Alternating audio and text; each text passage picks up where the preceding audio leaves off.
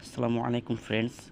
Today we will learn how can we use the phrase has to. A few days ago we learned have to. So now we will learn has to. How can we use this phrase? Okay. So first of all, one thing, has to এইটা সব সময় third পারসনের সাথে বসে, আমরা সবাই খেয়াল রাখি, ঠিক আছে? যে has to, he has to go, he একজন third person singular number. Has to এটা কিন্তু একটা ফ্যারেজ, ঠিক আছে? এটা কোনো মরাল অক্সিলারি ভার্ব না।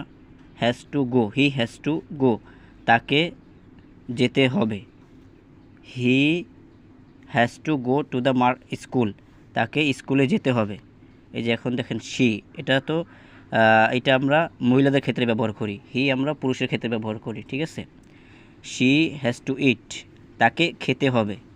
এটা হ্যাজ টু মানে কি বাধ্যতামূলক, তাকে এটা করতেই হবে। মাস্ট আছে না, যেরকম আমরা মাস্ট অবশ্যই, হ্যাজ টুটা ওরকম।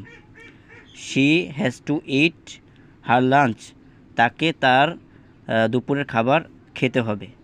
তো আশা করি বন্ধুরা সবাই বুঝছেন। আসসালামু আলাইকুম।